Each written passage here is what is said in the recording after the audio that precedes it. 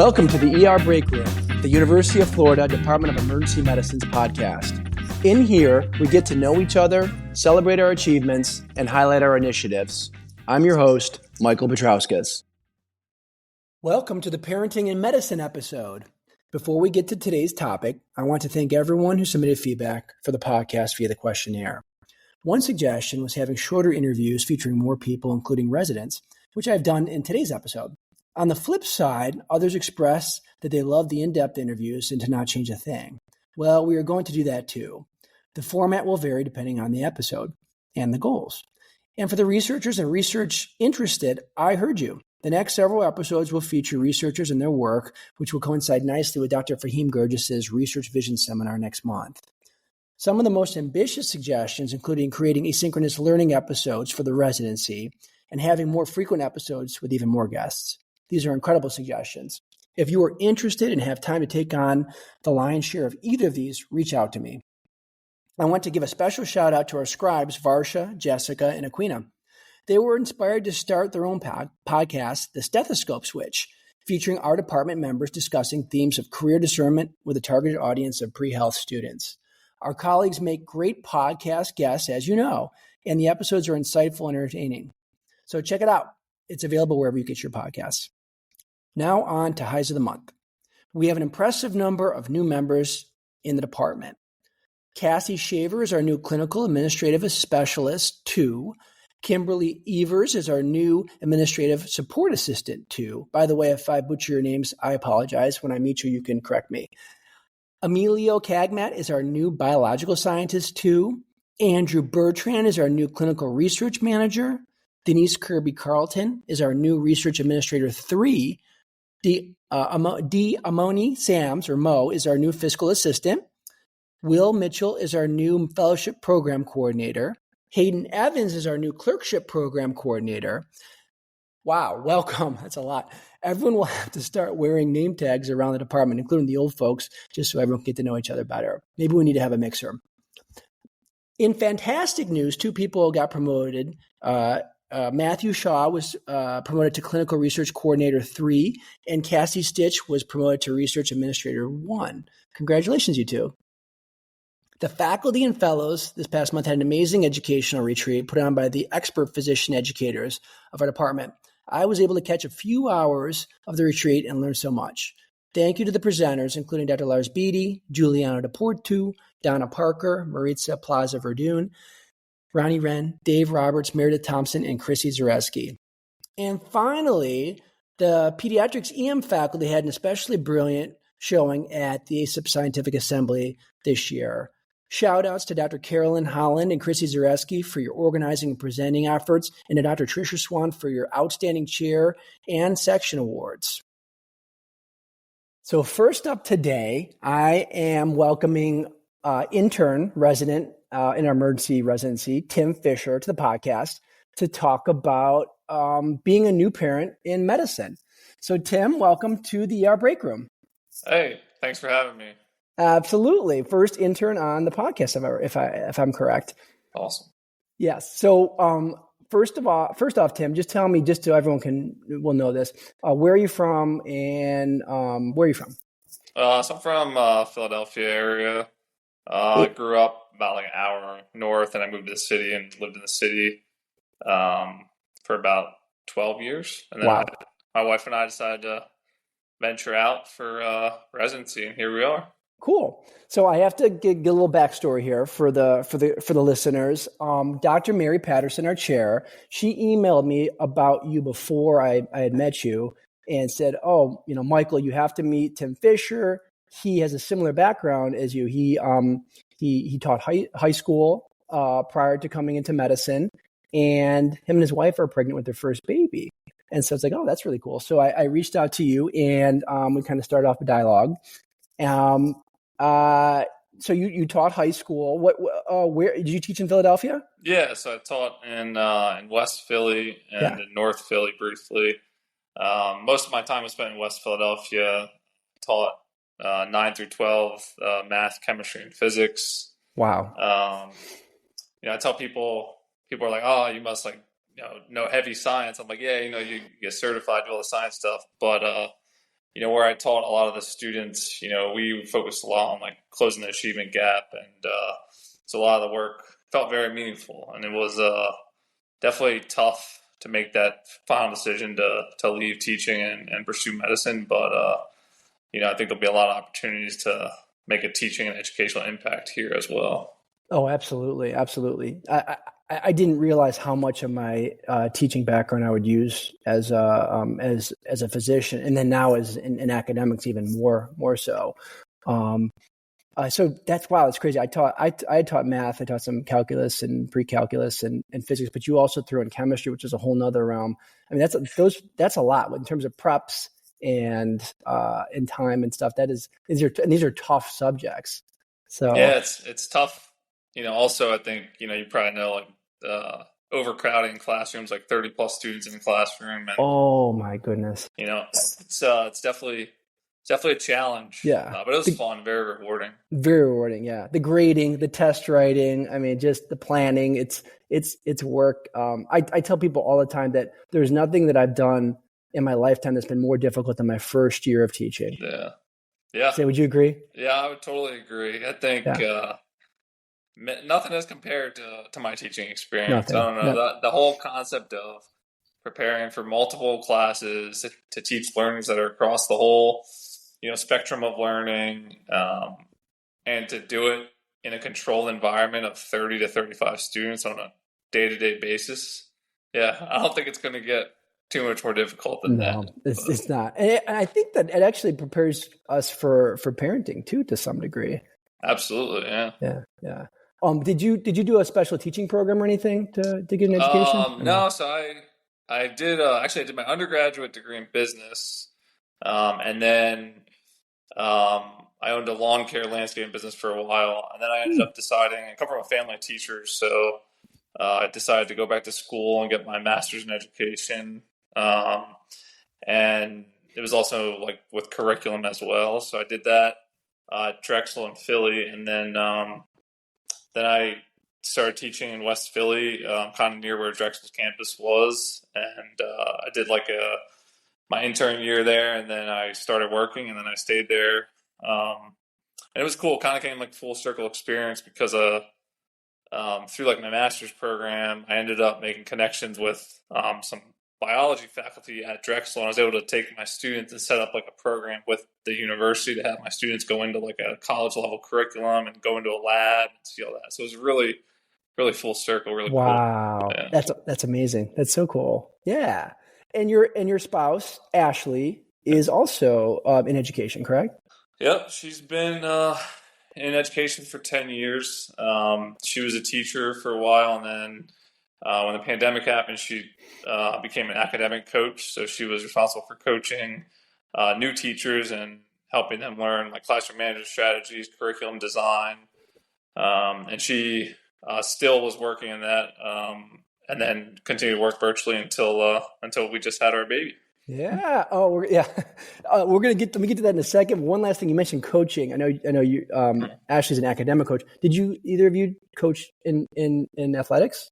No, we didn't. Ashley, she was she did track D1, and she always thought maybe she'd do coaching, but she always said she kind of got enough of that during that stage of life, and now she got to coach new teachers, and that was a different form of coaching. Oh, that's fascinating. What were her events? She was a 100-meter sprinter. Really? Yeah. Holy smokes. Yeah. Wow. That is very fascinating. No very kidding. Fast. She probably smokes you, doesn't she? Yes. Yep. Okay, so fast forward now. This whole podcast, the theme is parenting and medicine for this podcast. So I was shocked. So you and Ashley were you were about, I think, 3 weeks behind us in terms of like stage of pregnancy, and so Charlotte and I, my wife Charlotte and I, we ended up going to full distance in past 40 weeks, and so we go in and we have our baby, and we have this beautiful baby Aziza Lark, and we're just so happy and ecstatic about her, but. We're in there, we go through, we deliver, and then we're just kind of recovering. And I get a text from you, and you're saying, "Hey, Dr. Petrauskas, we just delivered our baby. So and then you say, and I'm like, what? Where are you at? And like, oh, we're in the room. You guys were 2 doors down from us and delivered within 24 hours of us. Yeah, truly. I remember, we had to. I texted you because we were at conference the day before. Yes. And I noticed you were still sitting in the back. Yes. So I was like, oh, I must not have delivered yet. And, right. At that point we were at, just about to be 38 weeks. Mm-hmm. And then wasn't on our radar at all, that we would be potentially, going into labor and all that. And so Thursday night when I got back from conference, my wife was like, oh, this one contraction feels a little bit different. And I was like, okay, like we'll monitor it. And then we went to bed and, woke up and boom, like baby was ready to go. So went to the hospital. And so we were shocked for the whole thing to be there. And that's why I texted you because I was like, might as well let you know, like we're here. I knew you were kind of around 41 weeks. And then to learn you were 2 doors down was pretty wild. Oh my gosh. Wow. Oh, because we both went to that conference on Thursday. We went in that night and didn't deliver to the next day around noon, but did Ashley deliver that night that quickly? So no, so we had like on Thursday night, like the first contraction that was like different than like her baseline, like 10:30. Okay. Then we went to bed and then we woke up in the middle of the night, like 1:30. Yeah. And she was having like these consistent, much stronger contractions. So we stayed, at home in the apartment for a little bit. And then, around 4 a.m., I was like, this looks like it's pretty legitimate. Better get going. So we actually walked over to the hospital because they told us like walking for could be good. So we walked over to the hospital and, we were kind of in that like triage area for a little bit. And then they were like, yeah, this looks like active labor. And we were both shocked because we had no clue, Yeah. Yeah. And it was funny because like 2 nights prior, we had just been saying, we're like, oh, this is like a kid on Christmas. We're playing the waiting game, just waiting. And we for sure didn't think she'd be coming this early. So yeah, I think it's amazing that you guys walked to the hospital to deliver. That is awesome. Yeah, we were like advised to try it. So she was up for it. And I was like, all right, we'll try. And yes, it worked. Oh, incredible. So, incredible. So introduce your daughter. So her name is Hannah. Her middle name is Love. So it's Hannah Love. And she was born at 1:59 a.m. on September 23rd, weighing 7 pounds, 5 ounces. Wow. Amazing. Yeah. Amazing. And Hannah and Ashley are doing well? Yeah, they're both doing well. Each day recovering a little bit more. Hannah's, we just had a 2-week checkup appointment. And everything came back good. She's gaining a little bit of weight. Pediatrician was happy. So yeah. Nice. And how does it feel to be a father? How's it going? Yeah, I think for us it feels very like surreal still. This is something that we were hoping we'd have the chance to be parents one day, and went through a lot of different ups and downs, and to kind of be at this point with the baby here, it's definitely feels surreal. It feels very special. It's definitely, we feel very blessed to be in this position. And also, I think, sidebar, but like just to feel like the level of support from, the residency program has been great. I mean, all the leadership, faculty, everyone's been like super supportive. I don't think that's like necessarily the norm all the time. So that's something that we really realized and have a lot of appreciation for. So we feel very fortunate to be in the situation. I couldn't agree more with that about the support. I think our department is amazing in terms of being very holistic and trying to promote our wellness and well-being and really be supportive. I think it's been the outpouring of like congratulations and love and happiness for us has been amazing as well. So that's cool. No, that's wonderful. So are you balanced? So I think one of the things that I think I underestimated this whole thing. I'm back to work full time. I'm going to take some more parental leave down the line a little bit when my spouse goes back to work. But are you back yet or no? Yeah. Yep. So. Oh my gosh. So we had initially my in-laws came down for good. a little over a week, and they were kind of able to really help us out and transition. fortunately everyone was healthy, so Yeah. things went okay with everyone being healthy. But I think Mm-hmm. it's definitely been a balance. One of the things, obviously, like with this, the sleep schedule's Oh my all over the gosh. place, up every few hours. Oh my gosh. Yeah.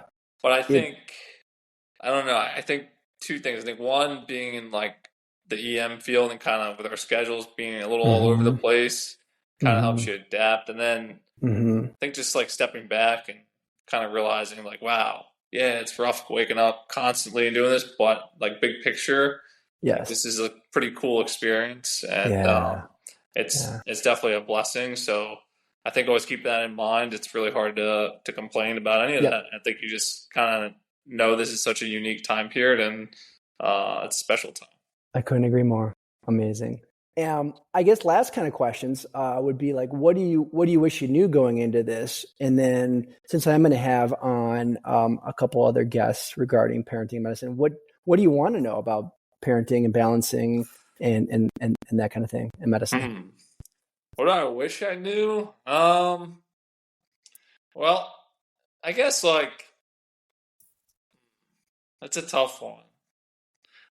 I guess I wish I knew that like you know when you look at your baby for the first time, that's probably the only time they're going to look like that because they're going to grow as fast as they do, and every day Mm-hmm. they're going to have little changes to them. Yeah. So I think early on I'm realizing that, so I think it's really making me appreciate the moment and try and capture those moments and be as present as possible. Um, just because like it is kind of amazing how fast they change and grow, and before you Yeah. know it, she'll be walking and talking and Wow. all that. So I think, yeah, that's something that's been really interesting. And then the Yeah. second part of your question was for what do I Yeah. recommend other people? What Or do no, they know? I mean, I'm going to have on some other guests here about parenting and medicine, and what else? What do you think you'd want to know from them, or what can I ask them? Uh, I think it'd be cool to know, like, how does the transition from being this little baby to then when they become their own little person, like, how does that feel? You know, I guess as a dad, because right now a lot is obviously, Hannah's a lot of time with Ashley, and I help out as much as possible, and you know, I think when you think about the whole process of like labor, and if there's breastfeeding, there's a lot of mom and baby time, and so I think as a dad, you always try to help out any way you can, and going into that next stage when they become a little more like talkative and they show their personality, how do you make sure that, hey, like, I want to be super involved too. And what are some good pointers to make the baby feel like, hey, this guy's really involved with me as well?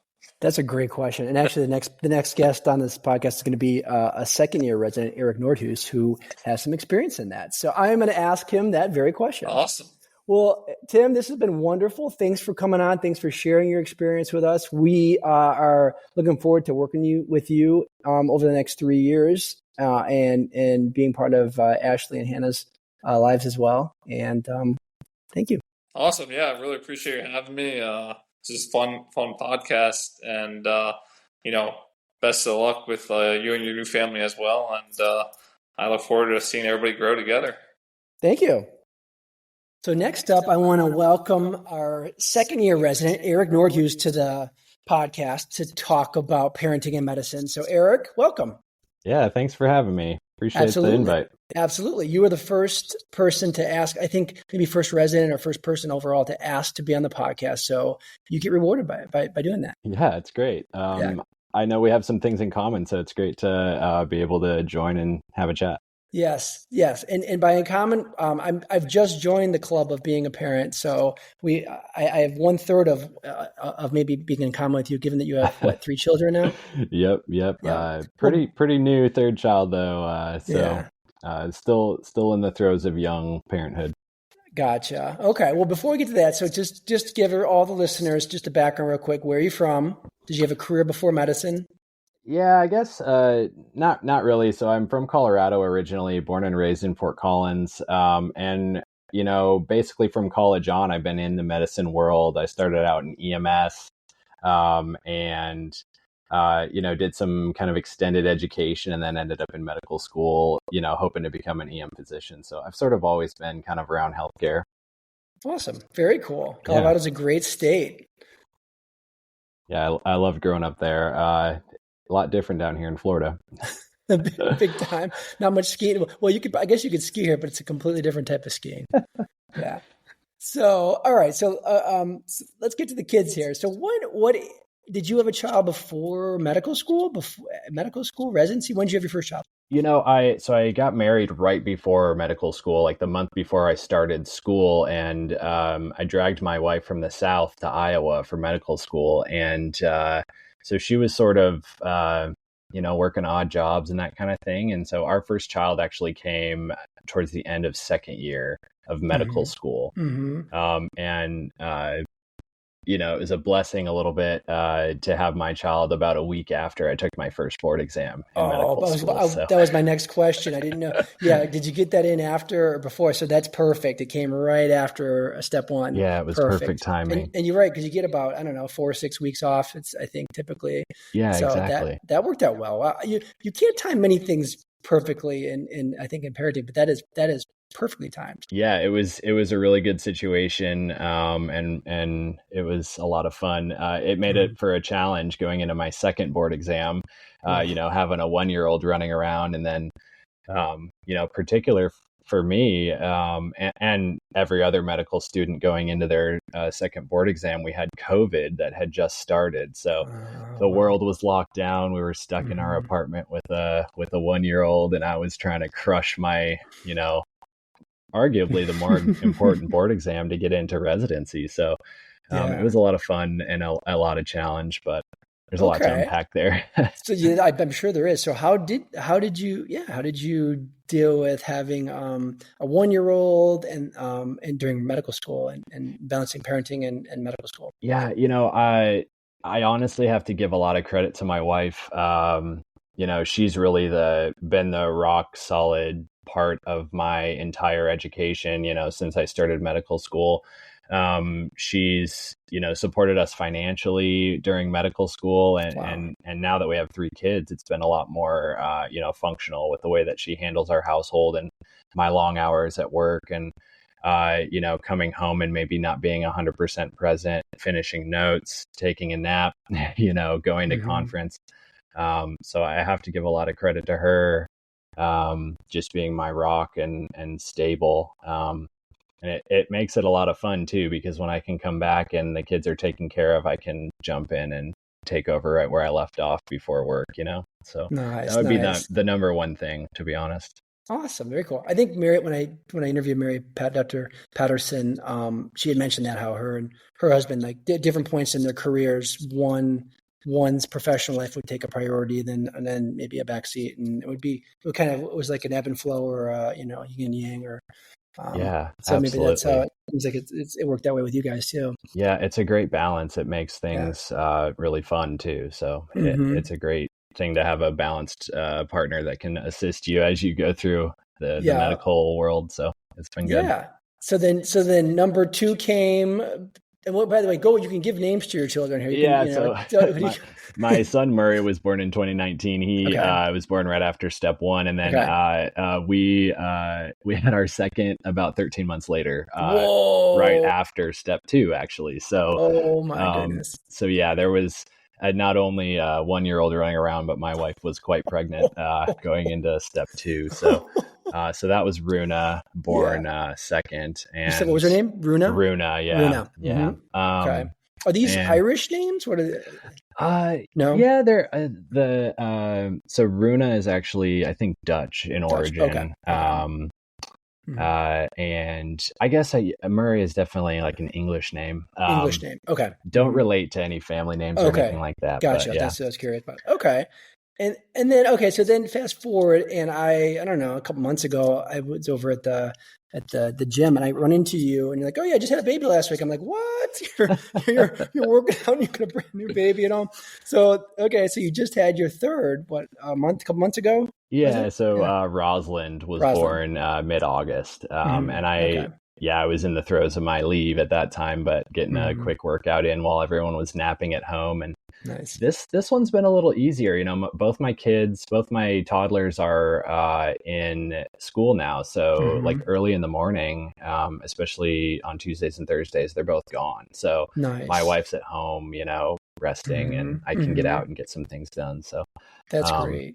yeah, it's been a good transition, a good spacing of the ages, and it's been Yeah. fun. So Was each one easier as you went along, like just dealing with nights and feeding and everything? I think so. I mean, you know what to expect. The first one is really just a shock. Your Yep. I can entire attest. world I can attest changes. to that. Yes.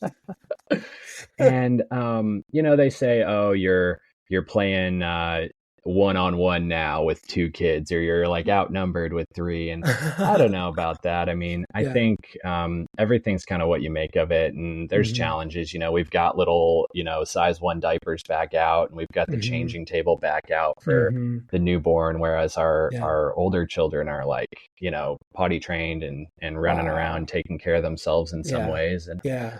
so there always is that kind of newborn challenge and Mm-hmm. things you got to get used to. We're back to carrying a carrier out to the car to get going somewhere. And, Yes. Yes. you know, my wife's like, "Oh, we have our 2-month appointment at the doctor. Like, what am I going to do? I can't take all 3 kids." So there's new challenges. Yeah. The car gets a little bit more packed out, and Oh my gosh. there's a lot to it. But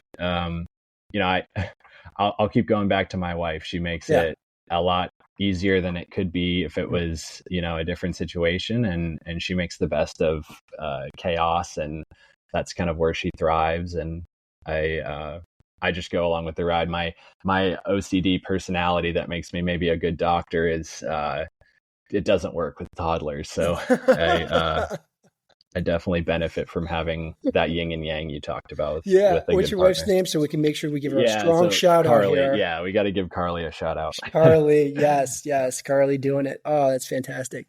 Okay, so I have a couple more thoughts here. Quite a question is really for you. So what about advice for new parents like myself or old parents, if you Yeah, prefer?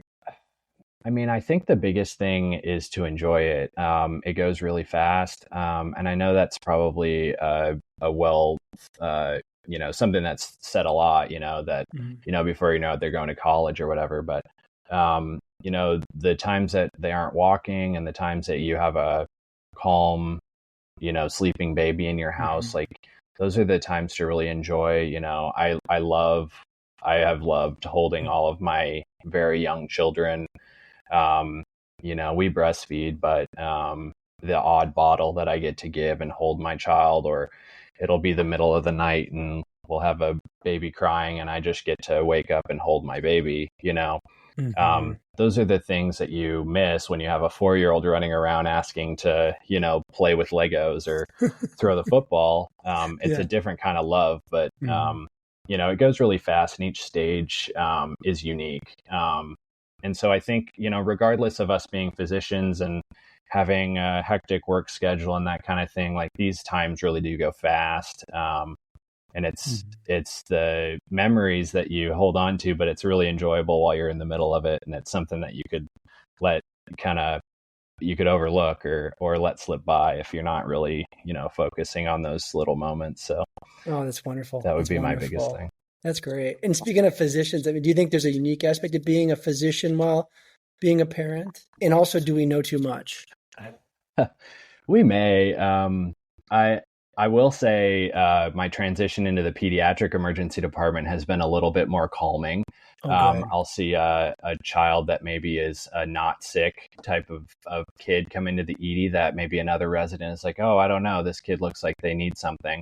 Mhm. And maybe I'm just a little bit more comfortable with that. And I think that's a benefit. But I will say on the other side, like you asked, my 7-week-old or 8-week-old now has bronchiolitis.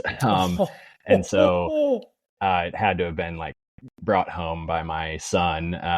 But yeah, Rosalind's been like waking up in the middle of the night, just coughing, coughing, oh coughing, like a no, poor little bit of thing. like scary breathing. And you're like, Yeah. what do I do? Like I'm supposed to be smart. Like it's terrifying as a parent, no matter what level of training you have. And I think we get the bad rap of, maybe not seeking care when we should and waiting too long and those types of things. And so that's the nice thing for me of having a non-medical or a non-medicine wife. She, goes, this isn't right. This isn't right. And I'm like, yeah, you're probably right. She's probably not breathing great. Like, so we actually had a clinic visit the other day just to play normal parent, That's good. That's good. Your wife brought you back down to like, don't be a doctor. That's what the occupational therapist said we were doing for breastfeeding in the hospital. Stop being doctors, just be a parent here. Let me take care. Let me hit you. This is my zone here. So absolutely. That's good advice too, for sure. And then Tim Fisher had a great question. I asked him what he thought, might be other questions for more experienced parents. And he wanted to know, how, we get like in the newborn phase and maybe in the very early toddler phase, the mother ends up having a lot of, especially if you're breastfeeding, a lot of intimate time and there's a lot of dependency there. How do you get the baby to know that you're important too and you're special and you're, or how do you increase that bond with your baby when mom is doing such a primary role in providing the food and that kind of time? Yeah, that's a really interesting question. I think, my first thought goes to kind of our roles. There is a inherent bonding from gestation that is just very strong. And so, mom could not even, even if mom wasn't breastfeeding, for instance, and it was bottle feeding and pumping or doing formula, there's still a very strong bond that maybe you don't see from dad right away. I think the bonding that your child's going to know is just from the support you can give your wife. And I think that's inherent in nature. I think that the more you can support your wife, and then, like I said, spend those intimate moments that you can get when mom's tired, mom got thrown up on and needs to take a shower, and you get those moments that you can, sing to your baby or, rock your baby or talk to your baby. And, there might be a slower onset of recognition from your infant as a father, but, there's definitely a strong bond, unique and strong bond between my son and me and my older daughter and me that I know I've been able to grow from being supportive of my wife. So that might be a half answer, but I think, you take what you can get and just recognize that we have different roles and, your wife has a different, kind of a role, Yeah. Yeah. I like to support your wife. I've taken it upon myself. I call myself diaper daddy. I try and do as many diaper changes as possible to unload her from that, because she has to focus on other things. Yeah, so, absolutely. I know the first month after Rosalind was born, I did more cooking in a month than I probably did in the whole previous year. And it's rewarding. And like, here's this meal that I came up with that you're going to have to eat. So I hope you enjoy it, Carly. I hope you enjoy this. All right. Do you want to leave us with some bars here? You say you sing to your children. What's your go-to song? Gosh. You want to sing it? This is one for the ages. I don't know about that. I sing a little Johnny Cash every once in a while. Really? Well, could sing Sunshine. That's a Johnny Cash. Nice. You Are My Sunshine. That's good. Yeah. I'll sing that. My daughter, Runa, sometimes asks for that, and she's already 3. So that's nice. That's beautiful. Yeah. I don't think you're going to get any ballads out of me right now, though. Fair enough. Cross my line for embarrassment here. That's fair enough. Fair enough. Well, hey, this is wonderful. I appreciate you coming on and sharing your experience with us and bestowing some fatherly advice and parenting advice. And I look forward to spending the next year and a half still working with you on shift and meeting your wife and children. Finally, today, I am welcoming a faculty member to the podcast, Dr. Taylor Zeglam. And she is a mother of 3, and I thought would be a wonderful person to bring in and talk about parenting and medicine on this special podcast episode. Hey, Taylor, welcome to the ER Break Room. Thanks for having me. Absolutely. Thanks for coming on. Thanks for making time in your busy schedule with your 3 kids, Oh my which gosh. I have no idea how you do. So Some days I don't either. Okay, so we'll get to the kids in a minute. So let's start with you though. Just tell us where you're from. Yeah, so I grew up in Atlanta, Georgia, Proper. and Decatur, where it's greater.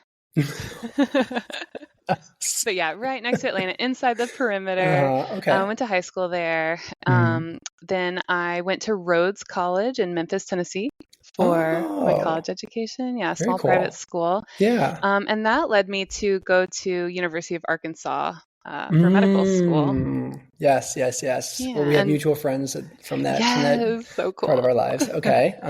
And then that's where I met my husband, and we got married. And then we couples matched at UF in Gainesville. Oh, wow. You two met and married while in medical school. Yep. That's a fast and furious romance there. It was. Wow. It was. I knew Congratulations. right away. Yeah, we knew right away. That's amazing. Oh, that's really cool. And I've met your husband once, and he goes by Ziggy, but what's his? He does by, yeah. Okay. We'll just refer to his Ziggy. first name's Ameda. Ameda. Okay. Yeah. And actually, I had been calling you Zeglam the entire time I had known you, and then between him and I think his mother, I was corrected, and it's Zeglam, which is great. Now everyone in the podcast listening universe will know that you're Taylor Zeglam and not Taylor Zeglam. I actually learned the proper pronunciation of my own last name after we got married. So, no. Yeah. I always said Zeglam, and then I think his dad corrected me one day. It's funny your husband didn't have the courage or wanted to correct you himself, but okay, well that's cool. And then so you did medical school, then you both couples matched to UF, correct? Kind of like he was ophthalmology, so they do San Francisco match, but UF was so great. Our program directors were in good communication, and so it felt like a good couples matching experience. Wait a minute. So you couples match and you ended up in San Francisco? No, so the San Francisco match is a whole separate matching system that ophthalmology does, and it's like based in some guy's garage, like in San Francisco, rather than through like what most people. Yeah, it's so weird. Oh my gosh! But our program directors were awesome. And, okay. So he did end up in Gainesville. Though you were in Gainesville together, right? Yes. Okay. All right. And then and so you did your residency here, and then you started on as faculty, correct? Yes. Right after. Okay. Yep. Now let's. So you married in medical school. When did you guys have your first child? Yeah, so Zachary was 2016, and I was a second year in residency. Oh my gosh, this is good. So I don't know if did I tell you or not that I'm doing kind of a progressive thing here where I talked to Tim Fisher, who just had a baby like myself. And then I talked to Eric Nordhues, who has 3 children as a resident. Oh my gosh. And now you have some similarities to them as well. So tell me about having a child in residency. Yeah, so it was a lot because, intern year, you're like getting your feet wet and getting used to the department and the relationships and your role. And then second year, they kind of throw you into core 2. Now that you know how crazy core 2 is. So I was pretty pregnant. Yeah, trying to figure out core 2. But it was great. Everyone was super supportive. I had Zachary in April. Okay. And then what rotation were you on? I think I was in the ED. Okay. Actually. Okay. And the reason I remember that is because I had worked a week of overnights and I got home. I was 36 weeks pregnant. Oh my gosh. And I was like, I have to mow the front yard after my 12-hour overnight shift. So I mowed the front yard. Taylor. Yeah, with our push mower. Wait, like, yeah, legitimate. Oh and so then I went to sleep, slept really well, but what woke me up was like a really painful contraction. And then they just kept going, and I had to work that night. So I texted my chief, Hassan Rashid, who's amazing. Okay. Hey, Hassan, I think I'm going into labor. And so he worked for me, and they pieced everything together. Oh my gosh. But wow. Oh, jeez.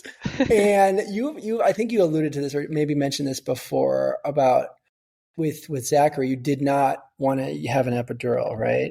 Yeah, like I'm like, women have been doing this naturally for Mm-hmm. centuries. I want that experience. I know it Mm-hmm. will be tough, but I'm a tough person. I can do this. And and, and after 12 hours of the most intense experience of my life, Yeah. I finally caved in and got the epidural, Yes. Yeah. and then immediately had Zachary, Amazing. Yeah. like I think 15 minutes Yeah. after the Yeah. epidural went in. I was 10 centimeters, so that is a myth that you cannot get an epidural if you're 10 centimeters. That's good for everyone to know. Yeah. Yeah. And there's no shame in getting epidural because it's I don't know if I told you or not, but Charlotte, my spouse, she went into labor at like I don't know 6:30 or 8:30 so something in the evening, and so we'd already been up all day, and you're just Right. starting to labor, so you're Right. going to start this long journey of being awake and Right. laboring and stuff, and like you're just exhausted already from just the day. And so at least with the epidural, which you got like Absolutely. at 3 a.m., able to sleep an hour to two before having the baby, so you have the energy Absolutely. to push and everything. So, Yeah. but so then you had Zachary, Yeah. Then and I had Zachary. and then you had a child in residency, I a baby, a know. newborn. I know. It How was did crazy. that go? So I took 6 weeks off, Mhm. which in retrospect was so quick, but I didn't want to fall behind. Mhm. And we got into Baby Gator pretty quickly. So he was able to start daycare, I think at like 12 weeks. So my Wow. mother-in-law came and, Yeah. helped out a bunch. And but he was in daycare pretty Oh, you're one of the quickly. lucky ones. And I'm sure you've heard by now that Yes. Baby Gator is a 2-year wait for Yes. everyone. So that's not even an Yeah. option for most Yeah. parents. It's really Okay. hard. I Yeah. remember one time though, I was working, I think I was a third year, so I was working the trauma recess shift which was like my favorite. And Baby Mhm. Gator called me. They were like, Zachary has a fever. You have to come get him. And I was like, well, I currently have like 2 traumas coming in and like an active stroke. So, and they were like, well, you have 30 minutes. No. Yeah. No. Yeah. So What? I told my attending, I was like, I have to go get Zachary, and I guess I'm going to bring him back here. So I ran and grabbed him, brought him back to the trauma bay. No. The tech who's supposed to be watching the monitors was like on babysitting duty. He actually took a nap in the nursing station. What? While multiple traumas were coming in, and they had turned down the lights a little bit. So everyone's like, why are the lights turned down? Like, there's so many traumas coming in. I was like, oh, it's just my kid sleeping. Don't worry. It's amazing. That's the best trauma recess story I've heard in this institution. Man. That is wonderful. Yeah, it was good. And then Wow. he sat with me during sign out. But it worked Wow. out. That's kind of parenthood Yeah. as a physician, and Okay. especially as a 2-physician family, Mhm. which I know you're going to be going through. Well, then, yeah, because Ziggy was also in residency. So, I mean, there had to be like, even with the possibility of this happening, I mean, you guys had to like talk about in advance or at the moment, like who's going to get Zachary, or how are we going to do that? How do you work through that? How do you figure that out? Yeah, like sometimes it's planned, and then sometimes it's more like spur of the moment. Mm-hmm. And that was a more spur of the moment. Yeah. episode. Was he in surgery or something? Or so he was like, no, or not even right? I feel like he was actually on a rotation where he wasn't even in Gainesville. Oh, wow. Yeah. So he was in like Lake City or something like that. Yeah, it just wasn't an option. It wasn't an option. Wow. Yeah. Okay. So I mean, but then even like things like sleep and I mean, just from the early days, I mean, Charlotte and I are going through right now, it's absolutely can be exhausting and draining. And it is. How do you, as a resident, I can't imagine working the number of hours and it's so working hard. through this. Mm-hmm. And like in retrospect, I don't even know how it happened, but it did. We're here.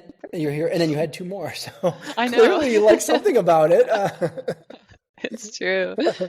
Yeah. Okay. So, and the other 2 were as attendings, which with Claire, I took off, I think 8 weeks or 9 weeks. Nice. And then with Charlotte, I took off 12 weeks. Wow. Nice. Everyone was a little bit more recovery time. More. Like, I'm going to take a little more. It's also harder, like when you're sleep training the first and then the second's a newborn. And so that first one, there's something magical about that first baby when, you're really just focusing on that one baby, but then subsequent ones get a little more tricky. Oh, wow. So are you saying like the second would wake up the first or something, like, or this first will wake up the second, or what do you mean by like sleep training? Yeah, like, you have a newborn, the baby's waking up multiple times a night, you finally get it down, and then your 2-year-old wakes up for, Oh, no. who knows what. Oh, no. Oh my gosh. Yeah. These are complicated possibilities, like say complications, like a doctor would, but I would never even have anticipated. I don't even think about this stuff. It's so beyond my grasp at this point, but wow. Oh my gosh. It's great though. Yeah. It's, of course I it feel is. like being a parent, is definitely one of the most rewarding experiences. And yeah, it's so hard. It's the hardest work I've ever done. Okay. And I tell that to people all the time. Like I can resuscitate someone on the brink of death. I can stabilize a trauma, but parenthood will try you in deep ways that you didn't know was possible. Yeah. And I'm guessing in other ways besides just the exhaustion.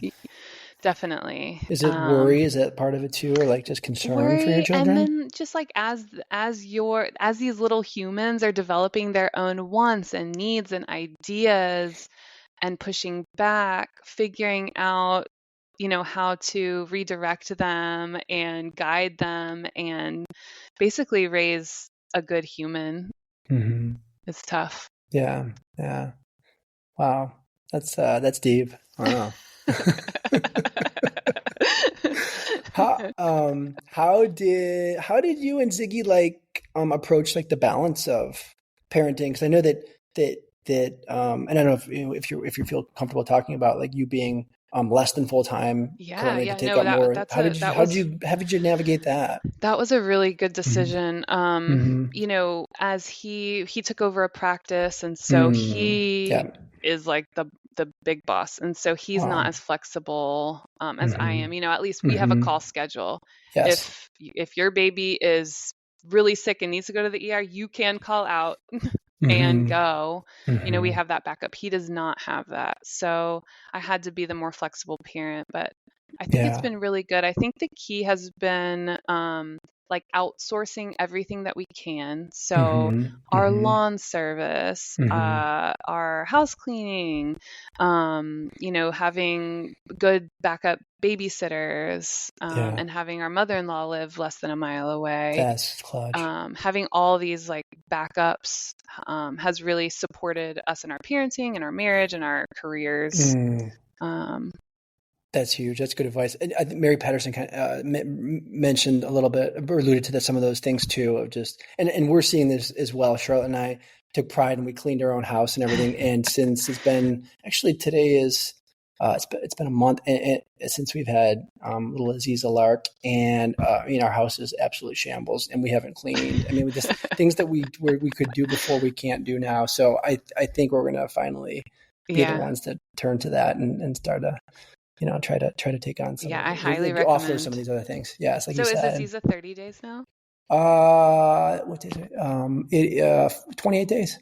28 days. That's so a this huge is milestone. huge. No, this is the talk about worry. Like working pediatric emergency shifts. I know. I mean, it just terrifies me, a fever before 28 days. And not that an LP is a horrible thing, but then you just think about the possibilities. And so now at least a month of immunity is so. Congrats. Oh, thank you, thank you. It's an early milestone, but I'll take it.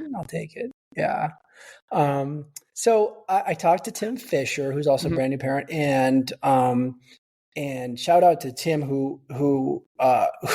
who's back to residency full time after only several weeks, because he also doesn't want to lose time in residency. And amazing. I know he's going through a lot. So definitely everyone else in the residency, whether you're faculty or residents, definitely support Tim and his wife Ashley and their beautiful daughter Hannah. But he was asking his question for I guess for other parents was how do you as a new parent, how do you as a guy, how do you get your child, your baby to be close to you when the mother is so intimately involved in feeding and stuff, especially with breastfeeding, early on. Any thoughts on how Ziggy became, integral in the early days? Yeah, I mean, like, to be completely honest, the guy's just not integral for those first few days. Yeah. And I think it's all about the mom, but Yeah. you guys will both see, as time goes on, you will create such a special bond, and just by doing the things that you're going to love to do, like hold her, talk to her, look at her, play with her. Yeah. That's not something that you guys should worry about at all. It'll naturally happen. Okay. That's good. And I guess, I just try to support Charlotte as much as possible, doing as many diapers and when we're doing, bottles and whatnot. Absolutely. So yes, all that stuff, and allow her to get her sleep and everything. And then I had a conversation with Nick Maldonado, and he said, like, in the early days for his child or a child, I'm not sure how many he has, but I think I don't know. But anyways, he said, like, you wake up with your significant other and they have to go and feed the baby. And you're like, do I get up? Do I not get up? What do you want me to do? And so when like Charlotte says to me, you need your sleep, go to sleep. I'm like, is this a trap? Should I just get up anyways for like moral support, or am I going to be like, like, yeah, I mean, it's all about the communication. Yes, right. It's all about communication. But my favorite was when we would be sleeping, we'd hear the baby cry. I could just stay in bed. Ziggy would go get the baby, bring the baby to me. The baby would feed. Then he would take the baby, change the diaper, put the baby back down. So I could just not have to get up, and Amazing. I could ease back into sleep. That was my favorite. That's great. Yeah. We hope to get to a place like that when our baby is feeding that seamlessly. At this point, we're not there yet, but hopefully at some point we'll get there. So now your children are a little bit older, and they're kind of, it's you've got like a little tribe. I know, and now they're having like their interests and their after school activities, and it's just complicating everything even more. But in a good way. In a good way. And I think that one thing I really love about our department is that I think the department, or I believe it seems like the department does such a great job of supporting families. They really do. I feel like Mary has been a huge support. I haven't been able to do lectures, and she hasn't made me feel guilty about that at all. She's like, when you're ready to jump back in, you just let me know. And that's so nice.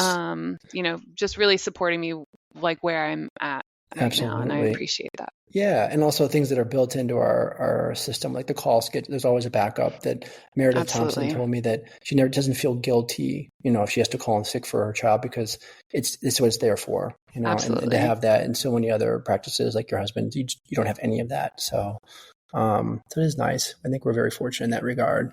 I agree. Now, Taylor, I think the only reason you came on is to talk about this. Besides the love for your kids, you have another love that it might rival your children. I don't know. We have several birders in the department, but I really think that you might be the queen birder. So I'm going to take that as a compliment. I think just having talked to Mary, Mary is, she is very respectable in her own right, and talking to Giuliano, also very respectable, but Taylor, you take it to the next level. Like, you told me the story about when you were on the field trip with I think it was Zachary, like, hey, mommy's going to go off over here and look at some birds. Just don't mind me. I'm just going to be. Yeah, we went to the Hague Dairy, which is like one of the dairies where we get milk. And that's a huge birding hotspot. And the field trip was so boring. I was like, I gotta get out of here, dude. I'm so sorry. I'll see you later. And you've pulled me in. I've gone on a couple of walks with you and the Audubon Society, which has been really cool and super informational. And I've really enjoyed learning about these little creatures. So much so that part of our decision to name our child's middle name Lark was kind of the influence of a birding. Yeah, and stuff. I love I that. think birds are. I think they're really they're special and unique, and that's part of why we chose Lark for our middle name. Especially a meadowlark. That's like one of the most beautiful songs. Really? Mm-hmm. I need to look that. I'm going to pull that up after this and check that out. And then I also heard one of my friends, actually one of my earliest influences in terms of birding was a guy friend of mine from medical school who He's from Colorado, and he's been a big birder since before medical school. And when I announced our baby's name to our group of guy friends from med school, he said, "Oh, lark." He's like, the lark. I think it was the lark bunting. Is that something? He's like, that's the state bird of Colorado. Oh, and cool. So he's like, great. He's like, great choice. That's the state bird of my home state. So that's wonderful. Oh, that's super cool. Yeah. I mean, I think like birding for me keeps me centered and keeps me refreshed. Like it's something that I can do for myself. It centers me. It puts me in nature, which I love being surrounded by. It, I'm not listening to my book on tape or talking on the phone. Like I have to be listening to the birds and the wildlife. And I find like I do love the birds, but also just the experience of birding like really centers me in my life. So yeah. And there's camaraderie with the Audubon Society. My goodness. There's nothing more exciting than seeing a really awesome bird with other birders who are also freaking out. That is so cool. Oh, wow. Yeah. How do people get, so you pulled me into this a little bit. Tell other people that might be interested. First of all, Gainesville, Alachua County birding. It's great. Like place? Florida in general is great for birding. We're right on that migration pathway. So all the birds that are breeding in the north and then wintering in, Mexico and South America, they come through Florida. So, and we also just have pretty good weather for year-round birds too. So if year-round, and then what's the best time of the year for like kind of the unique pass-throughs? Migrators. It's constantly changing, but migration time is so fun because then you have those migrants coming through that are only here for a few weeks. So spring and fall migration, we're just kind of reaching the end of fall migration right now. Okay. And what would be what are what's a good place for people to go birding? And then if people want to get involved or do this, like what do you recommend? Yeah, I think joining the Audubon Society is a really good start. I got my start through the Facebook group, like the Audubon Facebook group, and I joined like the Sweetwater Facebook group because Sweetwater is one of our big birding hotspots and just wildlife hotspots. It has a ton of gators that people love to see too. Amazing. Yeah. Amazing. But I'm happy to take anyone birding who thinks they may be interested. Oh, that's great. Well, then people should definitely hit you up. Reach out to me. Yes. Let's go birding. Well, wonderful, Taylor. Well, thank you so much for coming on and sharing your wisdom, your time, and your stories with us, Taylor. Yeah, absolutely. Thanks for having me. Absolutely. That's all for this episode. Special thanks to our chair, Dr. Mary Patterson, for supporting this podcast, and to Dr. Giuliano DePortu for composing our theme music. I'm Michael Petrauskas. Be well.